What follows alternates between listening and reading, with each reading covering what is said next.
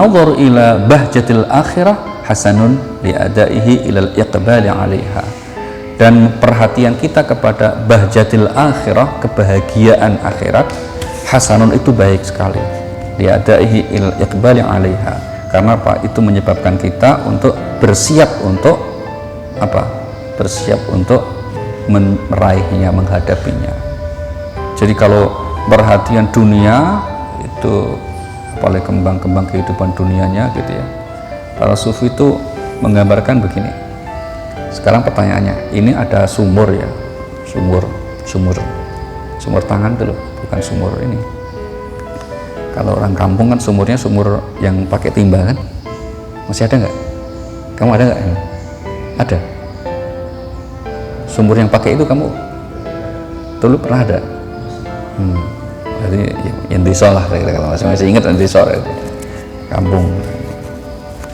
Itu kalau kemasukan bangkai tikus kan airnya bau kan. Pertanyaannya, cara bersihnya gimana? Hah? Ambil dulu bangkai tikusnya, baru dikuras airnya. Jangan nggak diambil bangkai tikusnya terus airnya dikuras terus, ya tetap nggak bisa. Nah, itu gambaran yang dibuat oleh para ulama sufi yang menggambarkan jeleknya dunia di hati orang mukmin itu kayak gitu. Kita tazkiyatun nafs, yo ibadah, yo zikir, ya. Tapi kemudian tidak mengeluarkan dari hatinya itu kecintaan terhadap dunia, ya nggak bisa. Itu maksudnya begitu. Maka satu-satunya jalan agar tazkiyatun nafs kita itu berhasil, itu harus apa? Harus dikeluarkan dulu dari hati kita itu bangkainya itu. Jadi jangan mencintai dunia yang berlebihan. Kita senang dunia itu proporsional, itu wajar. Oke, memang manusia itu dianugerahi Allah, zuyyina linnasi syahawat minan nisa. Kan di akhir ayat dikatakan kul mata'ud dunya. Itu adalah kesenangan hidup wajar saja. Kita senang ya, serba misalnya baju yang bagus, tempat yang bersih, tempat yang rapi, itu aja, makanan yang enak, enggak apa-apa ya kan. Para sahabat kan juga top-top kan, Abdurrahman bin Auf, Utsman bin Affan, Abu Bakar As-Siddiq. Maka menjadi kaya itu mulia juga kalau niatnya untuk kepentingan kebaikan gitu, bagus juga. Tapi kalau itu jadi tujuan, nah itu masalah. Maka kemarin waktu kita lagi live sama Syekh kan, bilangnya apa beliau itu ada seorang tokoh namanya Ibnu Mubarak kan. Ibnu Mubarak itu seorang sufi juga. Antum pernah dengar yang namanya itu apa namanya, Ali Al-Muwaffaq? Ada orang tokoh namanya Ali Al-Muwaffaq. Al-Muwaffaq itu konsol sepatu, yaitu Ibnu Mubarak itu. Ibnu Mubarak itu seorang zuhud, seorang ahli tafsir, orang alim lah, tapi kaya juga, kaya. Yaitu beliau itu digambarkan apa, hartanya itu di kantongnya, fulusnya, duitnya itu di kantongnya, enggak di hatinya, ya kan? Tidak apa di hati.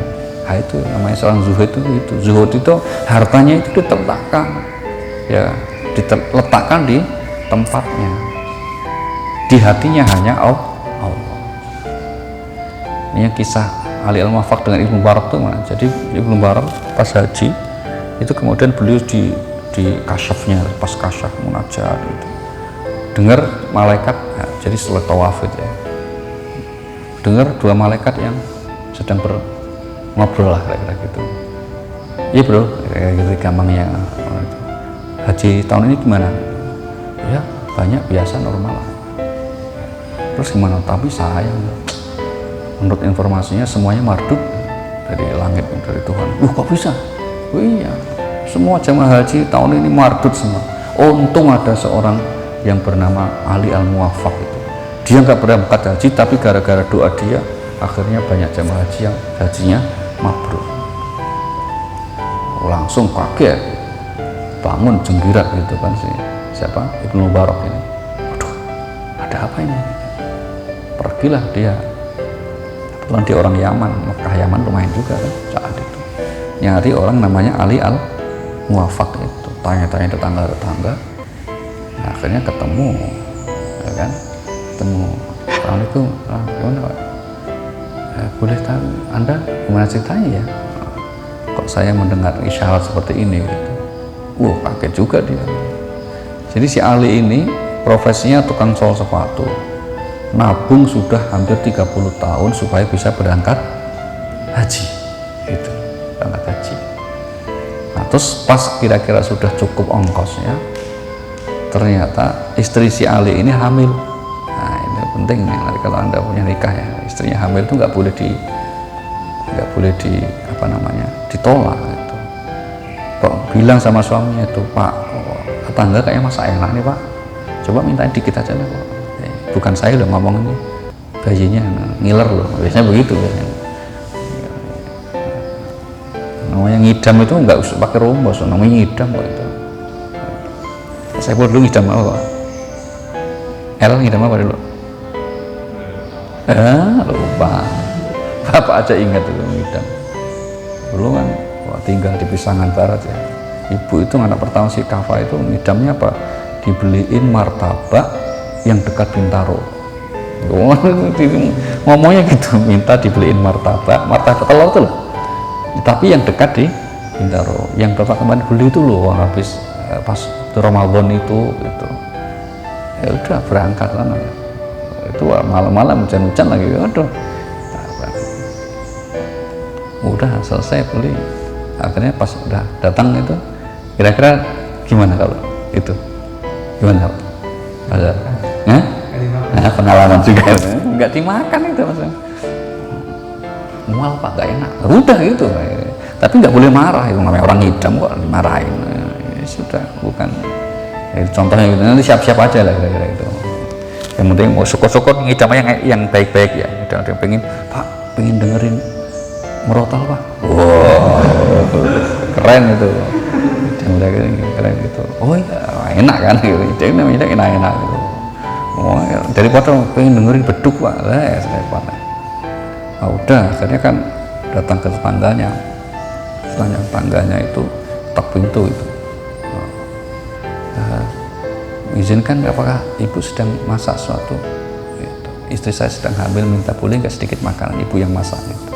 Si ibu tadi langsung kemudian bisik-bisik itu, maaf ini nggak halal buat Anda. Maksud ibu apa? Ini janda, ini punya anak 4. Kami itu udah beberapa hari nggak ketemu makanan ya. Sementara anak kami kelaparan, kami ketemunya bangkai, kami masak bangkai itu. Jadi tolong, ini nggak halal buat Anda ya, nggak usah. Wah, langsung pulang, beliau langsung merasa sedih, terpukul lah. Ternyata tetangganya nggak bisa makan, kan terpukul kan, tetangga bisa makan. Akhirnya ngomong sama istrinya, Bu, ini tangga kita ternyata begini-begini itu. Gimana kalau ongkos hajiku ini tak serahkan dia aja biar bisa makan gitu. Oh setuju. Ternyata istrinya setuju. Penting jadi nyari istri yang setuju untuk beramal itu penting ya. Gitu. Jangan wah jangan Pak itu kan itu. Kira-kira kalau gitu kan repot gitu kan misalnya gitu. Wah, setuju, serahkan. Jadi Bu, ini adalah ongkos haji saya yang saya kumpulkan 30 tahun. Tolong mudah-mudahan bisa membantu Ibu untuk makan bersama anak-anak itu. Nah, amal itulah yang akhirnya oleh tadi Ibnu Mubarak itu menjadikan meskipun ini orang nggak berangkat haji, tapi pahalanya ternyata melebihi orang yang berhaji, bahkan bisa menjadikan yang berangkat haji pun mabrur. Nah, itu. Maka kisah ini menjadi menarik ya, khususnya bagi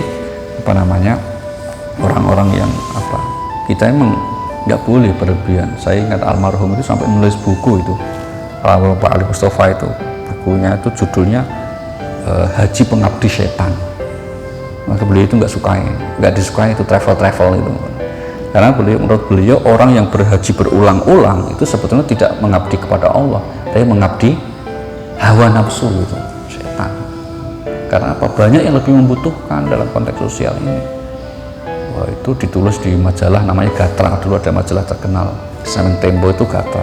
Wah, itu langsung Pak Maftuh Basyuni Menteri Agama nelpon, terima kasih, bagus, setuju gitu. Ya, maka saya agak ketularan ternyata memang tidak terlalu pingin ya haji berulang-ulang itu, meskipun ditawari ya. Kalau mau itu apa itu mesti ditawari tiap tahun itu oleh salah satu travel yang biasa Bapak ikut. Bapak sejak tahun 2007 ya, itu bantu satu travel Sahid Tour namanya itu. Kalau berangkat umroh itu sama ibu misalnya, yang bayar ibu aja, Bapak enggak. Nah, itu tiap tahun nawarin itu, paling kapan maunya, mau hajinya kapan, mau berangkat sama kami untuk jadi petugas. Karena petugas enak soalnya itu, apalagi petugasnya ustadz itu paling enak itu, karena kan nggak ngangkat-ngangkat barang, ngangkat-ngangkat tas,